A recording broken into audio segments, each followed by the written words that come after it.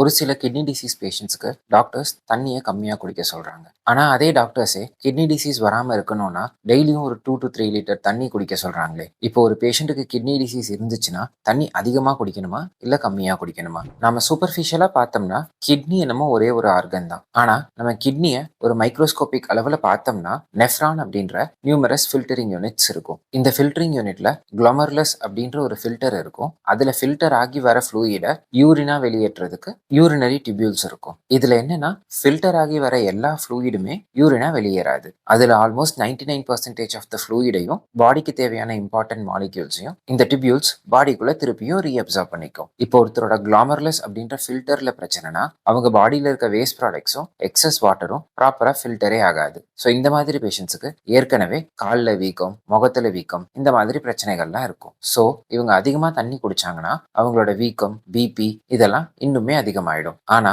Tubular இன்ஜுரினால kidney disease ஆன patients குளோமர்லஸ் வழியா filter ஆகி வர ஃப்ளூயிடை ப்ராப்பரா ரீஅப்சார்ப் பண்ண மாட்டாங்க. அதனால அவங்களோட பாடி வாட்டர் லெவல் யூஸ்வலாகவே ஒரு கம்மியான லெவலில் தான் இருக்கும். ஸோ இந்த மாதிரி பேஷண்ட்ஸ் அதிகமாக தண்ணி குடிச்சாங்கன்னா அவங்களோட பாடியோட ஹைட்ரேஷன் ஸ்டேட்டஸும் கரெக்டாக இருக்கும். அதே மாதிரி அவங்க நிறைய தண்ணி குடிக்கிறதுனால குளமர்லெஸ் வழியாக நிறைய ஃப்ளூயிடுமே ஃபில்டர் ஆகும். அப்படி ஃபில்டர் ஆகிற ஃப்ளூயிட் கூடவே நிறைய வேஸ்ட் ப்ராடக்ட்ஸையும் யூரினரி டிபியூல்குள்ளே எடுத்துட்டு வந்துடும். ஸோ அதெல்லாம் யூரின்ல வெளியேறிடும். ஸோ இதை வச்சு தான் உங்களோட கிட்னி டிசீஸ் எந்த கம்பார்ட்மெண்ட்ல ஆகுதுன்றதை பொறுத்து ஏர்லி ஸ்டேஜஸ் ஆஃப் கிட்னி டிசீஸ்ல சில பேஷண்ட்ஸ்க்கு நெஃப்ராலஜி டாக்டர் தண்ணி கம்மியா குடிக்க சொல்றாரு, சில பேஷண்ட்ஸ்க்கு தண்ணியை அதிகமா குடிக்க சொல்றாரு. அதுவே உங்க டிசீஸ் வர்சன் ஆகி ஒரு சிவியர் ஸ்டேஜுக்கு வந்துருச்சுன்னா எந்த கம்பார்ட்மெண்ட்ல டேமேஜ் இருந்தாலும் நீங்க தண்ணி கம்மியா குடிக்கிற மாதிரி தான் இருக்கும்.